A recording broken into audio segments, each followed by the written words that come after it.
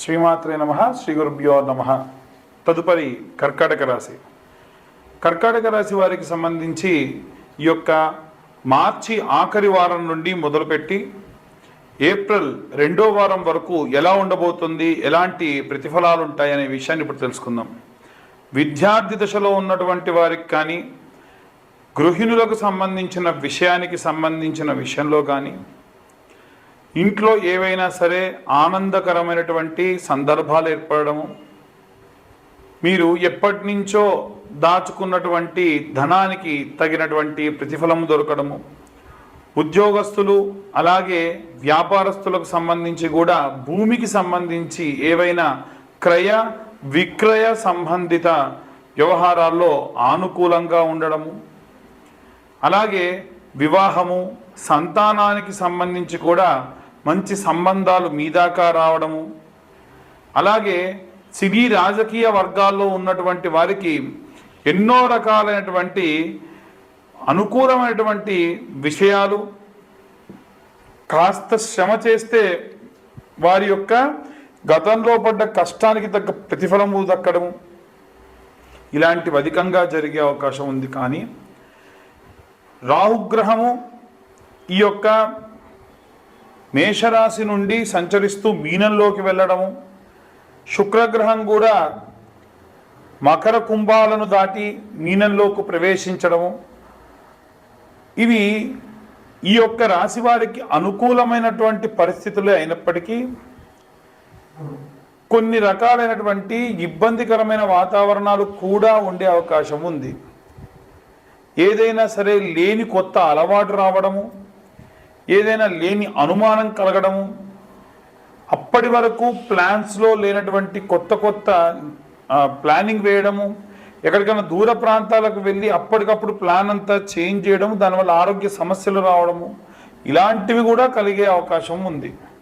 కాబట్టి వీలైనంత వరకు కూడా 12వ ఇల్లు మనకి ఖర్చుతో కూడినటువంటిది. కానీ అదే దశమ స్థానము, నవమ స్థానము వాటి యొక్క గ్రహ సంచారాన్ని బట్టి గ్రహానికి ఆ యొక్క ఏ ఇంట సంచారం ఉంటున్నారో ఆ యొక్క ఇంటికి సంబంధించి, రాష్ట్రాధిపతికి సంబంధించి ఉండేటువంటి క్లాషెస్కి సంబంధించినటువంటి వాటికి సంబంధించిన విషయాలు మనం చూసుకోవచ్చు. కాబట్టి మొత్తానికైతే కర్కాటక రాశి వారికి సంబంధించి మిశ్రమ ఫలితాలు ఉన్నప్పటికీ ఈ యొక్క మొదటి వారంలో చాలా ఆనందకరమైన, అంటే ఉగాది తర్వాతి ప్రాంతంలో కేవలం ఒక 4-5 రోజులు మినహాయించి మిగిలిన సమయం అంతా కూడా చాలా అనుకూలంగా ఉందని చెప్పవచ్చు.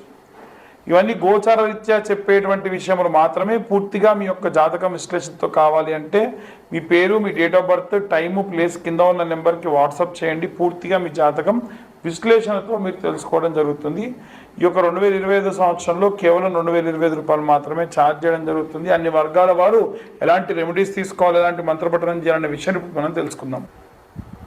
రాహుగ్రహ మరియు శుక్రగ్రహ సంచారం వలన ఎలాంటి పరిస్థితులు ఉంటాయి, ఎలాంటి జాగ్రత్తలు తీసుకోవాలి, ఎలాంటి మంత్రపఠనం చేయాలి, అది కూడా ఏ వర్గాల వారు ఎలాంటి మంత్రం చదివితే, ఎలాంటి రెమెడీస్ పాటిస్తే మంచిది అనేటువంటి విషయాన్ని ఇప్పుడు మనం తెలుసుకుందాం. ప్రప్రథమంగా విద్యార్థి దశలో ఉన్నటువంటి వారికి సంబంధించిన విషయానికి వస్తే ప్రత్యేకమైనటువంటి శ్రద్ధ, ప్రత్యేకమైనటువంటి భక్తి అవసరం. అయితే ప్రతిసారి విద్యార్థుల గురించి ఏముందండి, సరస్వతీదేవి గురించి చెప్తారు, మేధా దక్షిణామూర్తి గురించి చెబుతారు అనంటే, ఈ కాలంలో పిల్లలకు సంబంధించి ముఖ్యంగా నిద్రలో ఉలిక్కి పడడం కానీ, ఏమైనా నిద్ర లేమితనం కానీ, అపారమైనటువంటి భయంతో కూడినటువంటి సంచారం కానీ జరుగుతుంది. ఎందుకంటే రాహువు పొగ రూపేణ, మత్తు రూపేణ పిల్లల్నే కాకుండా మిగిలిన అన్ని వర్గాల వారిని కూడా ఇబ్బంది పెట్టడం సర్వసహజం.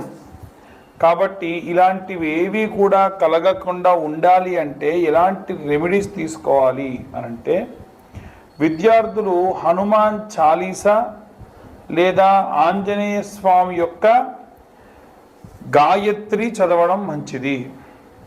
హనుమాన్ చాలీసా అనేటువంటిది నిత్యము కూడా అసుర సంధ్యా సమయంలో స్కూల్కి వెళ్ళి వచ్చిన తర్వాతకి నిర్దిష్టంగా ఒక దగ్గర కూర్చుండబెట్టి పిల్లలతోని చదివించడం వలన విశేషమైనటువంటి శక్తిని సంపాదిస్తారు.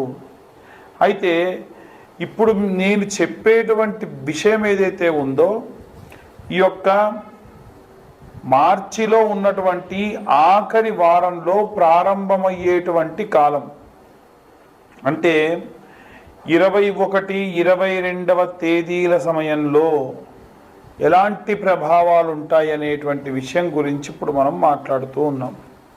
అయితే గృహిణులు స్త్రీల విషయానికి వస్తే మనకి అభిరామి స్తోత్రము అనేటువంటి స్తోత్రం ఉంటుంది. ప్రత్యేకంగా ఈ అభిరామి స్తోత్రమును తులసి దళములతో, చాలామంది తులసి దళాలు అంటే ఆకులు తీసుకొస్తూ ఉన్నారు. దళం అంటే దానితో పాటుగా జతగా ఉండాలి.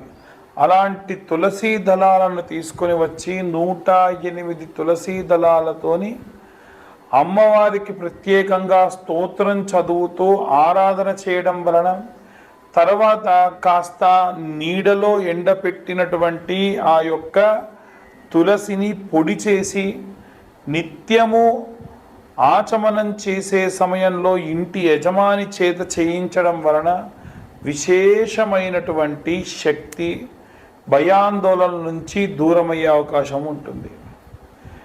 ఉద్యోగస్తులకు సంబంధించిన విషయానికి వస్తే ఉద్యోగస్తులు ప్రత్యేకంగా గురుచరిత్ర పారాయణం కానీ సుందరాకాండ పారాయణం చేయించుకోవడం మంచిది. హనుమాన్ లాంగూలా స్తోత్రము అని ఉంటుంది. హనుమాన్ లాంగూలా స్తోత్రము, హనుమన్నంజనీ సూతో మహాబల పరాక్రమ అని ప్రారంభమవుతుంది. ఆ యొక్క మంత్రాన్ని ఈ యొక్క ఉద్యోగస్తులు అలాగే వ్యాపారస్తులు నిత్యం అసుర సంధ్యా సమయంలో వినడం ప్రత్యేకమైన శక్తినిస్తుంది. ప్రత్యేక శత్రు వినాశనం కూడా జరుగుతుంది. అలాగే ఎవరైతే సినిమా రంగంలో ఉన్నటువంటి వారు ఉన్నారో వారు కనకదార స్తోత్రముతో పాటుగా రుద్రం నమకం చమకం అని మీరు కొడితే యూట్యూబ్లో కానీ స్పాటిఫైలో కానీ వస్తుంది. నిత్యం ఒకసారి అది వినడం విశేషంగా మంచిది. ఎవరైతే భూమికి సంబంధించి ఇబ్బంది పడుతున్న రైతులు కానీ, భూమి అమ్మాలి కొనాలి అనుకునేటువంటి వారు కానీ ఎవరైతే ఉంటారో వారు ప్రత్యేకంగా ఈ యొక్క నీలా స్తోత్రము అని ఉంటుంది, లేదా నీలా సూక్తము అని ఉంటుంది. భూసూక్తము, నీలా సూక్తము చదవడం కానీ వినడం కానీ చేయడం వలన నిత్యం భూమికి సంబంధించి అనుకూల పరిస్థితులు లభిస్తాయి. ఇక ఎవరైతే ఈ యొక్క రాజకీయ రంగంలో ఉన్నటువంటి వారు ఉన్నారో వారు ప్రత్యేకంగా దుర్గాదేవి యొక్క కవచముతో ఆరాధన చేయడం మంచిది. రైతులు, చేతి వృత్తులు, కుల వృత్తులు చేసేటువంటి వారు దక్షిణామూర్తి స్తోత్రము, కాలభైరవాష్టకము చదవడం మంచిది.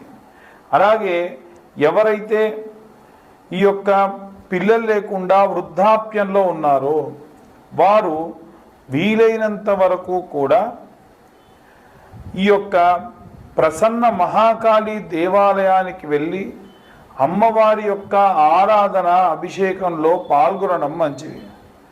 ఇక ముఖ్యంగా చూసుకుంటే వివాహం కానటువంటి అమ్మాయిలకైతేనేమో ఏప్రిల్లో 7, 14, 21, 28వ తారీఖులలో అమ్మాయిల కోసం వరపాశుపతం, పెళ్లి కాని అబ్బాయిల కోసం కన్యాపాశుపతం నిర్వహించబడుతుంది.